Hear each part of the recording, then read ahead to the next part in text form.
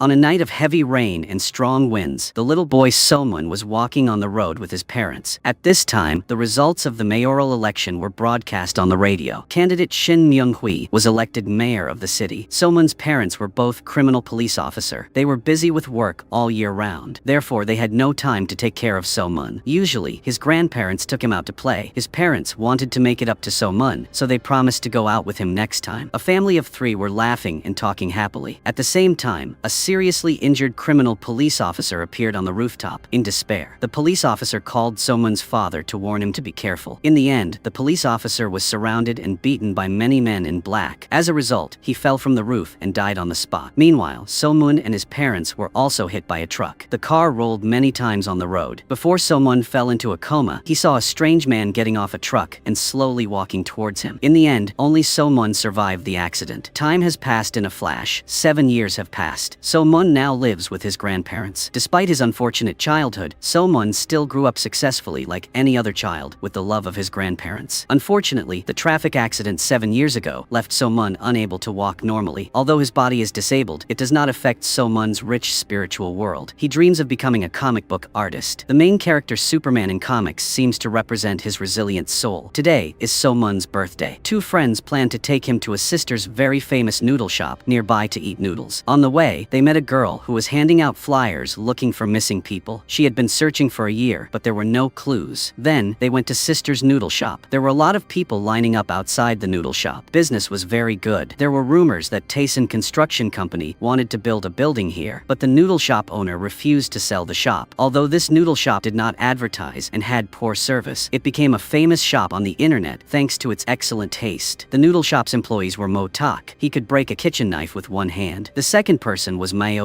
She looked like an ordinary person, but had her own special talent. And Hana, who could see and sense spirits. Suddenly, she discovered the whereabouts of the devil. The 3 noodle shop employees immediately entered a state of combat readiness. They put on red battle uniforms. They were demon hunters. After that, the 3 of them closed the noodle shop and went to the scene of the incident. Somun, who was in line when he first saw Hana, was immediately attracted. On this side, the 4th member of the demon hunter, Choljung, also received a notification from his teammates. He quickly ran towards the demon. On this side, after arriving, the 3 of them split up to look for the demon Chung Sin. Hana was the first to discover him. She quickly informed her teammates. Mayoke and Motak received the news and immediately split up to block all exits. Meanwhile, Hana chased Chung Sin to the rooftop alone. Unexpectedly, the demon jumped to the next building. This terrifying power made Hana confirm that this demon's strength was level 3. She quickly informed her teammates. After that, Hana exploded with terrifying power and jumped to that building to chase after him. Motak saw that and also refused to be outdone. He jumped to the top of the building with Hana to chase the demon, but then he was thrown off the roof by Chung Sin. Mayoke quickly ran towards his teammates but was hit by a truck and fell to the ground. The driver panicked and got out of the car to check the situation. Mayoke acted like she was not injured at all and stood up and ran away. After that, several people started to attack Chung Sin, but this demon was very strong. They were no match for him. They were quickly sent flying and seriously injured. Choljung, after knowing that Chung Sin could use soul power, immediately told his teammates to lure him to the territory. The hunters in the territory had great power and could improve the situation. Under everyone's enticement, Chung Sin went to the territory. Choljung decided to arrive before his teammates arrived and restrain him in this area. But the level 3 demon had very strong soul power. Before his teammates could arrive, Choljung was killed. Chung Sin sucked out Choljung's soul. Then, a woman's soul flew out of Choljung's body. The soul flew across the sky, rushing to find another person to possess. The soul flew quickly from street to street looking for the unconscious person. But for some unknown reason, the soul ended up rushing towards Somun and merged with his body. The unexpected incident caused Somun to fly into the sky. Then he fell heavily to the ground. Somun woke up, feeling as if his body was electrified, with no previous memories. Interestingly, his hair seemed to have been electrocuted, suddenly turning into curly hair. When he returned home, Somun saw his grandfather preparing a birthday cake for him. He felt very warm inside. Unexpectedly, his amnesiac grandmother would not recognize Somun. Not only did she snatch the cake, she also put it directly on his face. When he washed his face, Somun was surprised to find that his hair would not be washed straight again. Furthermore, small black dots appeared on his fingers and palms. His strength had even become greater. He used a bar of soap to wash his hands, but the bar of soap suddenly broke into many pieces. He picked up a toothbrush, but the toothbrush also broke. Looking at the 6 inexplicable black dots, Somun suddenly remembered the experience of being electrified during during the day. To be more precise, it felt like being submerged in cold water. Someone placed his hand on his chest. When he woke up again, he found himself on a beach. A silver-haired woman came to him. Her name was Wei Jen. The next day, Somun was in the library telling Ju Yun about last night's dream. At this time, Somun saw his friend Eung Min being blackmailed by some bad students. He quickly limped forward to stop them. In contrast, this made those students even more evil. They slapped Eung Min several times. Somun shouted angrily, attracting the attention of the librarian. The bad students immediately left. But before they left, they remembered Somun's face. At the same time, in another place, a man stepped out of a luxury car to attend Choljong's funeral. This person's name was Jang Mol. On the outside, he was one of the richest tycoons in Korea, the chairman of Jang Mol Group. But Jang Mol's other identity was the leader of the Demon Hunter Group, sponsoring their expenses. Jang Mol told the other 3 hunters that Wei Jen's soul would normally have entered the body of a comatose person, but the person she chose was someone who was awake and full of energy. This has never happened before. However, his energy was very strong. It was filled with passion and anger. They needed this member's help to find out who killed Choljong, and Chung Sin, before killing Choljong, had also killed an old man for protesting against the government's wrongdoings. The strange thing was that the old man's death was quickly concluded as he left this world by himself. Mayor Shin finally breathed a sigh of relief. The protest banner in front of the government building had been cleared. The report on radiation in this city was also quickly resolved by the secretary. Back at school, Eung Min blamed So-mun for meddling in other people's business. He should have pretended not to see. That was enough. Compared to being beaten himself, Eung Min was more afraid that So-mun, who was disabled, was also being bullied. It turned out that the leader of the bullies was Hyuk Woo, Mayor Shin's son. Seeing Eung Min so worried, So-mun felt uncomfortable. Later, on the way home from school, So-mun was stopped by a group of bullies. They robbed So-mun. His school bag and MP3 player that his mother left behind were also taken. So-mun was alone, so he had no way to fight them. At this time, Hana suddenly appeared and taught the bullies a lesson. She also read Hyuk-woo's memories. At school, he acted like a gang leader, but at home, no one respected him. After that, Hana took So-mun to a noodle shop. At this time, So-mun found out that their true identities were demon hunters, who specialized in dealing with evil spirits that escaped to the human world. Hana came to So-mun because she wanted him to join their team. Motak felt a little disdain when he saw that the person who came was a high school student, but he felt that So-mun looked a little familiar. It turned out that Motak was So-mun's parents' colleague. At the same time, he was also the police officer who had fallen from the rooftop. Mayoke told So-mun that the black dots on his hand were the door to the spirit world. She explained, "Put your hand on your chest, close your eyes for 3 seconds, and you can go there." Seeing that So-mun was still a bit hesitant, Mayoke coaxed him and said that if So-mun joined the demon hunters, they would help him heal his leg wound. So-mun immediately obeyed. Counting to 3, So-mun returned to the beach in his dream. Wei Jen told him that the space before him was called Young. It was the boundary between human and the afterlife world after death. Under Wei Jen's guidance, So-mun saw demons for the first time and learned that demons, in order to survive, sought out people filled with murderous intent to possess. They borrowed hosts to kill people and then sucked the souls of the victims. The more souls were sucked, the stronger the demon inside became, eventually completely taking over the human body. But the job of a demon hunter was extremely dangerous. They could face death at any time. This was also the reason why they chose comatose people to be demon hunters. After all, their lives wouldn't last long, so they might as well give it a try and still have a chance to live. Hearing this, So-mun hesitated and refused to participate. His grandparents both needed him to take care of them, and he couldn't take such a risk. But Mayoke still gave So-mun a week to think. 7 days later, if So-mun didn't want to become a hunter, they would erase his memories. After leaving the noodle shop, So-mun received a call from Eung Min. Eung Min had been kidnapped by Hyuk-woo's group. They asked So-mun to take Hana to the school gym. Not only can Hana read minds,